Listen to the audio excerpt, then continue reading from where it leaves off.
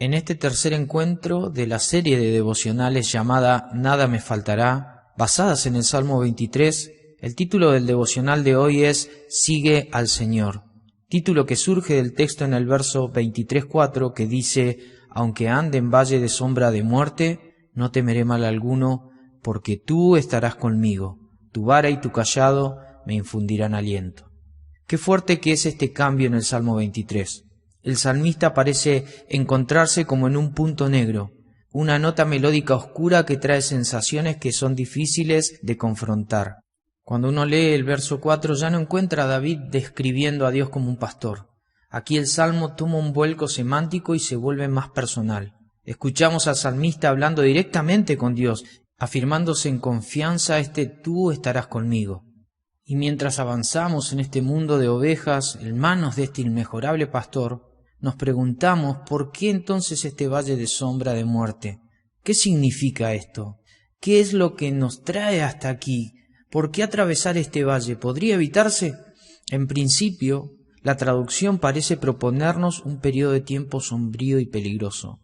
La NBI lo traduce como valle tenebroso, mientras que la NTV nos dice que es el valle más oscuro. Es que el término muerte, los exégetas en su mayoría confirman que aunque es el término con menos probabilidad de encontrarse en el idioma original, no debería entenderse como muerte clínica, sino en su metáfora, es decir, una oscuridad literal que produce miedo, tristeza, el dolor angustiante, esa sensación de muerte inminente. Y me preguntaba qué clase de valle es este. Mucho tiempo se pensó que este lenguaje de David era simplemente una cuestión simbólica. Sin embargo, hoy se sabe que existe entre Jericó y el Mar Muerto un desfiladero con ese nombre. Este tiene unos 7,5 kilómetros de largo y está rodeado de paredes de roca que alcanzan los 500 metros de altura. Y vale aclarar que no es lo que nosotros entendemos por valle, no es un oasis. Este más bien es un camino difícil, rocoso, lleno de estrechamientos que a veces se vuelven muy peligrosos para las ovejas. Hay barrancos, hendiduras altas donde las ovejas podrían caer. Muchos peligros. Allí los sonidos hacen un eco profundo y fuerte, así que desde el viento, los animales dando alaridos, todo genera un ambiente negativo y dificultoso. Para colmo, al ser un área desértica donde predomina el sol y la sequedad, debía ser atravesado más bien antes de la puesta del sol del atardecer, como en las primeras horas del amanecer, donde predomine la oscuridad.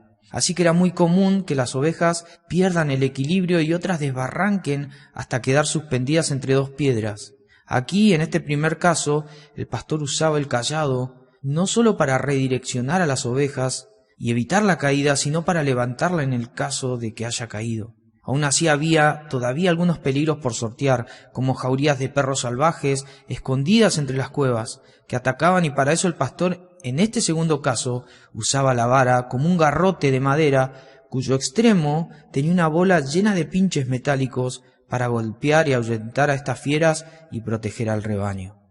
Es que el pastor las lleva ahí, el pastor las ingresa, pero no es para dejarlas ahí, es una necesidad de la supervivencia del rebaño. Normalmente se requería por cambios de clima y por mejores condiciones para la alimentación, el tener que practicar la transhumancia y pasar de sectores secos a otros reverdecidos, lo cual requería transitar por aquel valle. Sin embargo, de todo esto, las ovejas entienden muy poco, no tienen la misma óptica del pastor. Solo perciben que entre las aguas de reposo a este desfiladero lleno de peligros, sombríos y desértico, lo único conocido es la presencia del pastor. Solo el pastor es la imagen visible que les recuerda de aquella provisión, el cuidado, la guía y el reposo. Sin embargo, el contexto se contrapone a toda la tranquilidad que la imagen del pastor representaba. Y comienza un problema entre la realidad del pastor y la sombra de la muerte. Pero debemos recordar que la oveja no sabe esto, no tiene idea del propósito del pastor que las lleva por este valle oscuro. Como afirmábamos en el devocional anterior, transitar caminos de justicia se aplica al sendero correcto para la oveja, y no es correcto porque el sendero tenga algo especial, sino porque el pastor es el que hace que el sendero sea el correcto mientras él va por ahí. El pastor es quien lo vuelve seguro en cada paso, es el pastor el que lo lleva hacia un buen fin mientras guía a las ovejas. El pastor hace el camino, es él quien hace la senda, él define lo recto, lo justo, lo que hay que seguir, lo bueno que la oveja requiere. Y es claro que así como la oveja, todo ser humano también atravesará situaciones que podrían asemejarse a este valle tenebroso, pero no todos tienen al buen pastor. Por lo tanto, no todas las ovejas tendrán el mismo fin. Por eso hay textos como el de Proverbios 14:12 que dice: hay caminos que al hombre le parecen rectos, pero su fin es camino de muerte. Y es que la diferencia entre unos y otros radica en la presencia del pastor para aquellas ovejas que conocen su voz y le siguen. Este camino se percibe como una amenaza constante, por lo que en el plano de la vida humana es comparable a una situación de gran dificultad vivencial.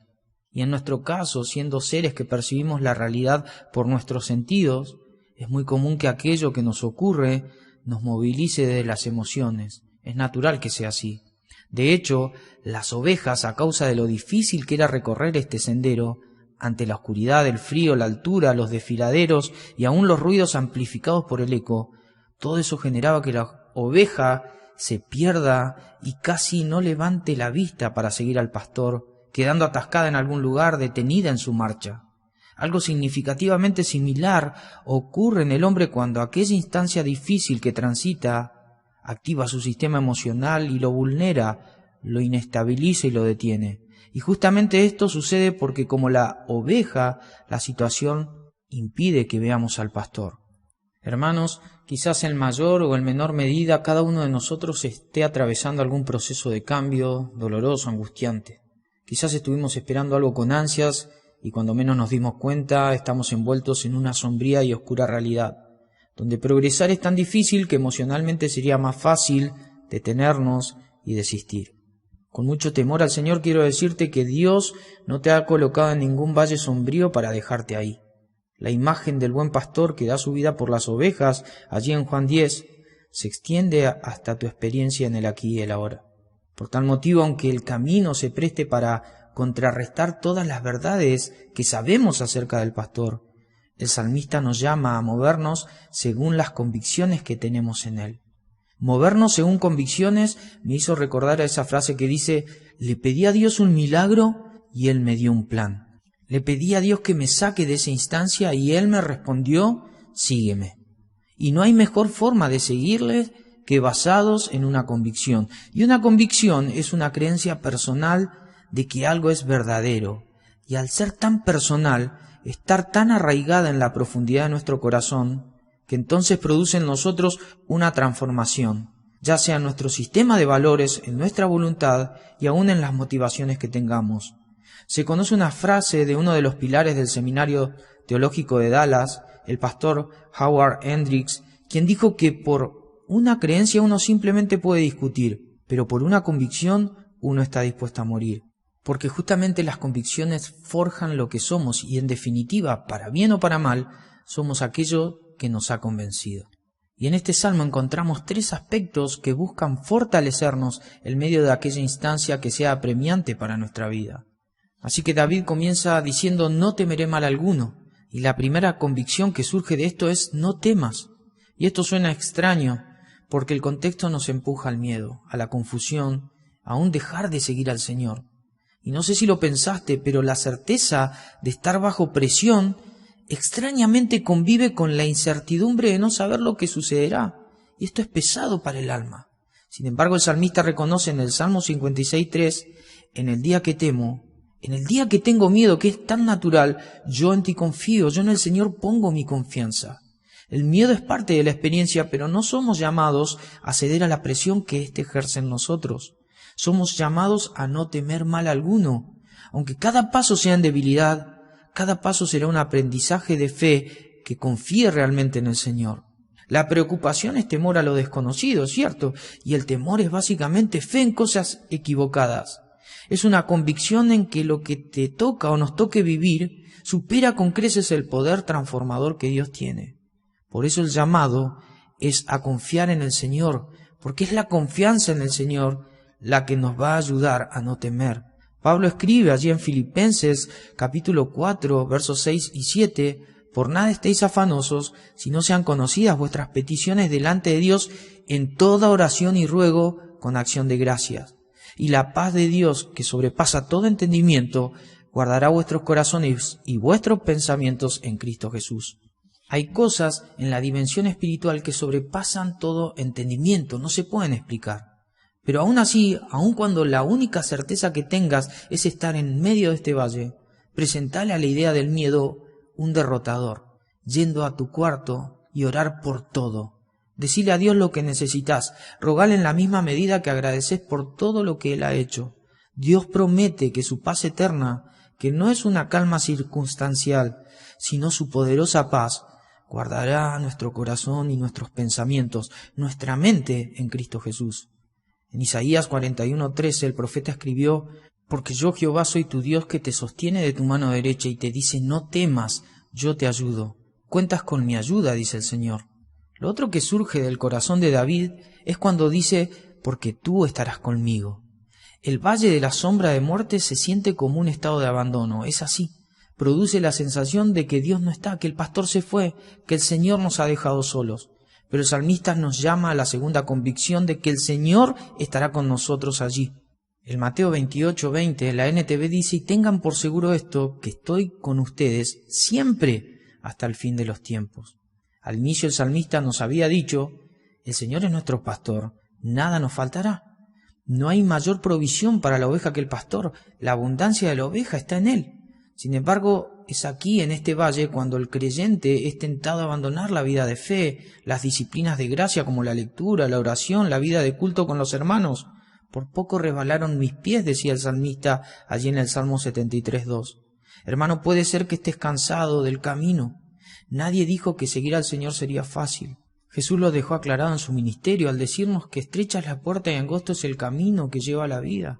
Aclaró también que el que lo sigue a Él es una promesa, no andará en tinieblas, sino que tendrá la luz de la vida, allí en Juan 8:12. Es en su palabra que estamos llenos de textos donde el Señor nos dice: no te dejes abandonado a ti mismo en este valle, porque yo no te he dejado abandonado. Como en Isaías 41:10, donde Él dice: no temas, porque yo estoy contigo, no desmayes, porque yo soy tu Dios que te esfuerzo, siempre te ayudaré, siempre te sustentaré con la diestra de mi justicia. Finalmente, David nos dice que la vara y el cayado del Señor nos infundirán aliento. Somos llamados a la convicción de que Dios obrará para nuestro cuidado y fortaleza en este proceso. Hemos visto el sentido pastoril del cayado direccionando los pasos de la oveja, o cuando ésta resbaló, levantarla donde haya quedado atascada y detenida. Asimismo, el pastor utilizará la vara en caso de que vengan los depredadores, para destruirlos con presteza y fortaleza. Pero debemos saber que el valle de sombra de muerte querrá hacernos bajar la guardia, para ser arrastrados por el deslizadero de la desconfianza y el pecado. En Isaías 41:14, en la segunda parte dice: no temas, yo soy tu socorro, dice el Señor. Él dice: yo mismo te ayudaré. Una vez un hermano me contó una analogía de cómo Dios actúa en medio de las pruebas, y refirió que es como estar en una tempestad. A veces el Señor permitirá que estés encima de una barca y te ayudará en el proceso. Otras veces permitirá que la barca se rompa, pero te brindará una madera para que te aferres a ella. Y en otras, aunque no haya un pedazo de madera de donde agarrarte, tendrás su asistencia, porque aunque no sepas, podrás nadar hasta que la tormenta pase. En el Salmo 46:1 dice: Dios es nuestro refugio y fortaleza, nuestro pronto auxilio en las tribulaciones. Hermanos, el valle de sombra de muerte no es la última frase del guión de Dios en nuestra vida. Es un llamado a la confianza verdadera en este buen pastor. No es que estoy buscando minimizar las aflicciones que experimentamos. El llamado es a maximizar la perspectiva que tenemos del Señor y seguirle desde una confianza renovada, afirmada y fortalecida. Por tal motivo, transitar este sendero será un proceso que nos hará reconocer nuestra impotencia y debilidad. Serán instancias donde el enemigo estará buscando nuestra vida como presa fácil. Por momentos seremos tentados a desistir. No será sino cuando el Señor intervenga. Lo vas a ver, hermano. Vas a ver su intervención dirigiéndote en el camino. Lo vas a tener como tu defensor ante el enemigo. Y aún así, si hayas quedado atascado en tu vida por la prueba, su inquebrantable amor te hará volver. Porque como te decía, el llamado es a maximizar la perspectiva que tenemos del Señor como nuestro buen pastor. Que el Señor te bendiga y estas palabras hayan fortalecido tu vida. Es mi deseo. Un abrazo, estimados hermanos.